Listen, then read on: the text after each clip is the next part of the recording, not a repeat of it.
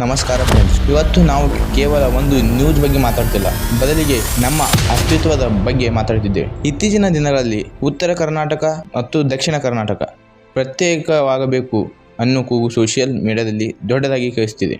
ಆದರೆ ನೀವು ಗಮನಿಸಿದ್ದೀರಾ, ಈ ಕೂಗು ಎಲ್ಲಿಂದ ಬರ್ತಿದೆ? ಕನ್ನಡಿಗರ ಮಧ್ಯೆ ವಿಷ ಬಿತ್ತಿ ನಮ್ಮ ಒಗ್ಗಟ್ಟನ್ನು ಮುರಿದು ಲಾಭ ಮಾಡಿಕೊಳ್ಳಕ್ಕೆ ಹೊರಗಿನ ಕೆಲವು ಶಕ್ತಿಗಳು ಹವಣಿಸುತ್ತಿವೆ. ನಾವು ಮೈಸೂರು ಭಾಗದವರು, ನಾವು ಉತ್ತರ ಕರ್ನಾಟಕದವರು ಅಂತ ಕಿತ್ತಾಡ್ತಾ ಕೂತ್ರೆ ಮುಂದೊಂದು ದಿನ ನಮ್ಮ ನೆಲದಲ್ಲಿ ನಮಗೆ ಬೆಲೆ ಇರೋದಿಲ್ಲ. ಪ್ರತ್ಯೇಕ ಸಂಚಿನ ಹಿಂದೆ ಇರೋ ಕಹಿ ಸತ್ಯಗಳನ್ನು ಬಯಲು ಮಾಡೋಣ. ಫ್ರೆಂಡ್ಸ್, ನಾವು ಇವತ್ತು ಒಗ್ಗಟ್ಟಿನ ಬಗ್ಗೆ ಯಾಕೆ ಮಾತಾಡಬೇಕಂದ್ರೆ, ಈಗಾಗಲೇ ನಾವು ನಮ್ಮ ಎಷ್ಟೋ ಕನ್ನಡದ ಪ್ರದೇಶಗಳು ಅನಿವಾರ್ಯವಾಗಿ ಕಳೆದುಕೊಂಡಿದ್ದೇವೆ. ಏಕೀಕರಣದ ಸಮಯದಲ್ಲಿ ಗಡಿ ನಿರ್ಣಯ ಸರಿಯಾಗದ ಕಾರಣ ಅಪ್ಪಟ ಕನ್ನಡದ ನೆಲವಾಗಿದ್ದ ಕಾಸರಗೋಡು ಕೇರಳದ ಪಾಲಾಯಿತು. ಆಂಧ್ರದಲ್ಲಿರುವ ಮಂತ್ರಾಲಯ, ಆದೋನಿ ಮತ್ತು ಮಹಾರಾಷ್ಟ್ರದಲ್ಲಿರುವ ಈಗಿನ ಅಕ್ಕಲ್ಕೋಟ್, ಸೊಲ್ಲಾಪುರದಂತಹ ಪ್ರದೇಶಗಳು ಇವತ್ತು ನಮ್ಮ ಕೈಯಲ್ಲಿ ಇಲ್ಲ. ತಮಿಳುನಾಡಿನ ತಾಳವಾಡಿ ಭಾಗದ ಕನ್ನಡಿಗರು ಇವತ್ತಿಗೂ ನಮ್ಮ ಕಡೆ ನೋಡ್ತಿದ್ದಾರೆ.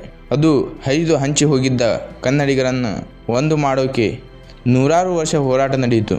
ಇಷ್ಟು ಪ್ರದೇಶಗಳನ್ನು ಕಳೆದುಕೊಂಡ ಮೇಲೂ ಇವತ್ತು ನಮಗೆ ಸಿಕ್ಕಿರೋ ಈ ಅಲ್ಪ ನೆಲವನ್ನೇ ಮತ್ತೆ ಎರಡು ಮಾಡೋಕ್ಕೆ ಹೊರಟಿದ್ದೇವಲ್ಲ, ಇದು ನಮ್ಮ ಹಿರಿಯರ ಹೋರಾಟಕ್ಕೆ ನಾವು ಮಾಡೋ ಅವಮಾನ ಅಲ್ವಾ? ನೋಡಿ, ಕಾಸರಗೋಡಿನ ಕನ್ನಡಿಗರು ಇವತ್ತಿಗೂ ಕರ್ನಾಟಕದ ಜೊತೆ ಸೇರೋಕೆ ಹಂಬಲಿಸುತ್ತಿದ್ದಾರೆ. ಅಲ್ಲಿ ಕನ್ನಡ ಶಾಲೆಗಳು ಮುಚ್ಚಿ ಹೋಗುತ್ತಿವೆ. ಕನ್ನಡದ ಅಸ್ತಿತ್ವಕ್ಕೆ ಧಕ್ಕೆ ಬರ್ತಿದೆ. ನಾವು ಕರ್ನಾಟಕದ ಒಳಗೆ ಇದ್ದುಕೊಂಡು ಸುಖವಾಗಿದ್ದೀವಿ. ಹೀಗಿರುವಾಗ ನಮ್ಮೊಳಗೆ ನಾವೇ ಗೋಡೆ ಕಟ್ಟಿಕೊಂಡ್ರೆ ಹೊರಗಿರೋ ಕನ್ನಡಿಗರ ಗತಿ ಏನು? ನೆರೆಯ ರಾಜ್ಯಗಳನ್ನು ನಮ್ಮ ಗಡಿ ಪ್ರದೇಶಗಳ ಮೇಲೆ ಕಣ್ಣಿಟ್ಟಿದ್ದಾರೆ. ನಾವು ಉತ್ತರ ದಕ್ಷಿಣ ಅಂತ ಕಿತ್ತಾಡ್ತಾ ಕೂತ್ರೆ ಮಹಾರಾಷ್ಟ್ರದವರು ಬೆಳಗಾವಿ ಕೇಳ್ತಾರೆ, ಆಂಧ್ರದವರು ಬಳ್ಳಾರಿ ಕೇಳ್ತಾರೆ.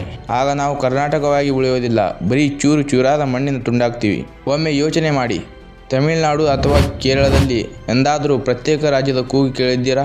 ಅವರು ತಮ್ಮ ಭಾಷೆ ಮತ್ತು ನೆಲದ ವಿಷಯದಲ್ಲಿ ಎಷ್ಟು ಒಗ್ಗಟ್ಟಾಗಿದ್ದಾರೆ ಅಂದರೆ, ನಾವು ಮಾತ್ರ ಉತ್ತರ ಕರ್ನಾಟಕಕ್ಕೆ ಅನ್ಯಾಯ ಆಯಿತು ಅಂತ ರಾಜ್ಯವನ್ನೇ ಒಡೆಯೋಕೆ ಹೊರಟ್ರೆ ಅದು ಪರಿಹಾರವಲ್ಲ. ನಮ್ಮ ಹೋರಾಟ ಸರ್ಕಾರದ ಮೇಲಿರಲಿ, ಅನುದಾನದ ಮೇಲಿರಲಿ, ಆದರೆ ಆ ಹೋರಾಟದಲ್ಲಿ ನಮ್ಮ ಕನ್ನಡದ ಬಾವುಟ ಮಾತ್ರ ಎಂದು ಕೆಳಗೆ ಬೀಳಬಾರದು. ಸೋಷಿಯಲ್ ಮೀಡಿಯಾದಲ್ಲಿ ಯಾರೋ ಫೇಕ್ ಅಕೌಂಟ್ ಇಂದ ಹಾಕೋ ಪೋಸ್ಟ್ಗಳನ್ನು ನೋಡಿ ಪ್ರಚೋದನೆಗೆ ಒಳಗಾಗಬೇಡಿ. ಪ್ರತ್ಯೇಕತೆಯೇ ಮಾತಾಡೋದು ಸುಲಭ, ಆದರೆ ಅದರ ಪರಿಣಾಮ ಮುಂದಿನ ತಲೆಮಾರು ಅನುಭವಿಸಬೇಕಾಗುತ್ತದೆ. ನಮ್ಮನ್ನು ಒಡೆಯೋಕೆ ಬರೋ ಸಾವಿರ ಶಕ್ತಿಗಳನ್ನು ನಮ್ಮ ಕನ್ನಡತನದಿಂದ ಸೋಲಿಸೋಣ. ಉತ್ತರ ಕರ್ನಾಟಕದ ಧೀಮಂತ ವ್ಯಕ್ತಿಗಳು ಮತ್ತು ದಕ್ಷಿಣದ ಮೇಧಾವಿಗಳು ಒಂದಾಗಿ ನಿಂತರೆ ಮಾತ್ರ ಈ ರಾಜ್ಯಕ್ಕೆ ಭವಿಷ್ಯ ಇರೋದು. ನೋಡಿ ಫ್ರೆಂಡ್ಸ್, ನಾವು ಮೊದಲು ಕನ್ನಡಿಗರು, ಆಮೇಲೆ ಮೈಸೂರು ಅಥವಾ ಹುಬ್ಬಳ್ಳಿ ಧಾರವಾಡದವರು. ಒಗ್ಗಟ್ಟಿನಲ್ಲಿ ಬಲವಿದೆ, ಒಡಕಿನಲ್ಲಿ ವಿನಾಶವಿದೆ. ನೀವೇನಂತೀರಾ? ಈ ಒಡಕಿನ ಕೂಗಿನ ಹಿಂದೆ ಇರೋ ರಾಜಕೀಯ ನಿಮಗೆ ಅರ್ಥವಾಗ್ತಿದೆಯಾ? ಈಗಾಗಲೇ ಕಮೆಂಟ್ ಮಾಡಿ ನಿಮ್ಮ ಅಭಿಪ್ರಾಯ ತಿಳಿಸಿ. ಈ ವಿಡಿಯೋ ಪ್ರತಿಯೊಬ್ಬ ಕನ್ನಡಿಗನ ಫೋನಲ್ಲಿರಲಿ. ಶ್ರೀಗಂಧನಂ ಗೆಲ್ಲಿಗೆ ಜೈ ಕರ್ನಾಟಕ ಮಾತೆ.